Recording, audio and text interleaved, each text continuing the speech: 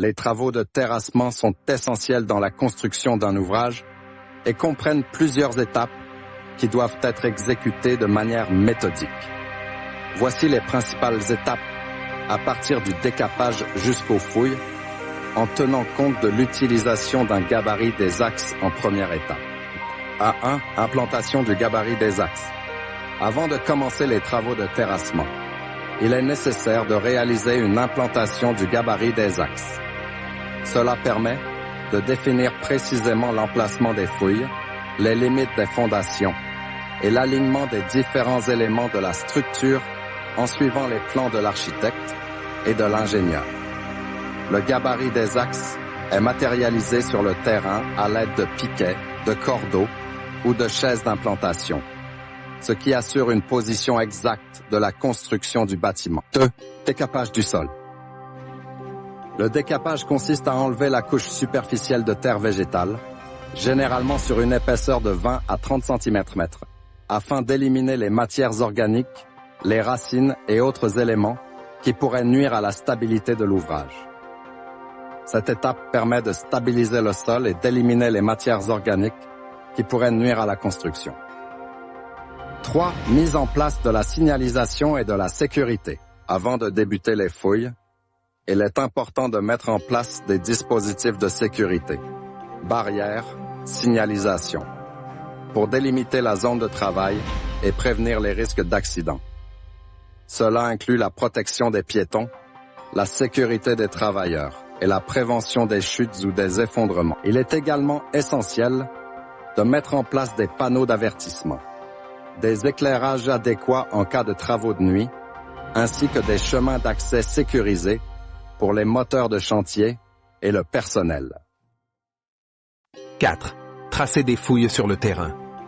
Le tracé doit être effectué avec une grande précision pour s'assurer que les fondations correspondent parfaitement au plan d'exécution. Chaque ligne de tracé représente les limites des différentes parties de l'ouvrage, telles que les semelles, les murs de fondation ou les puits de soutènement. Une vérification minutieuse des cotes est ensuite réalisée pour confirmer que les dimensions correspondantes au plan et des repères supplémentaires peuvent être ajoutés si nécessaire pour faciliter l'orientation lors des travaux de terrasse.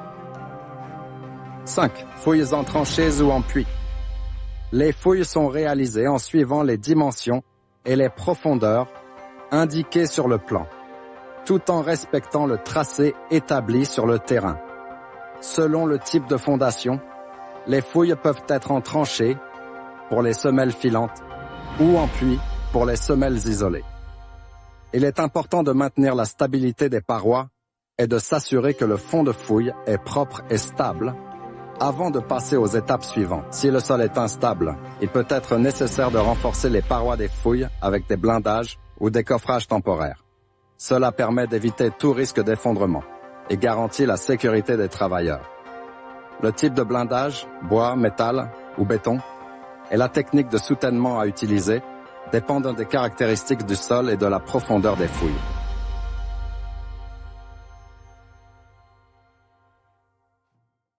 Contrôle et vérification. Une fois les fouilles terminées, on procède à un contrôle des cotes, profondeur, largeur, et à la vérification de la correspondance avec les axes définis lors de l'implantation. Ce contrôle est crucial pour garantir la qualité de l'ouvrage. 7. Préparation du fond de fouille. Le fond de fouille doit être propre et nivelé.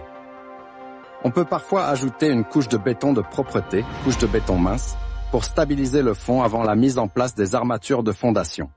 Ces étapes sont essentielles pour assurer la solidité de la structure et la précision de la construction. Une bonne préparation en amont permet de minimiser les risques d'erreur et de garantir la qualité de l'ouvrage final.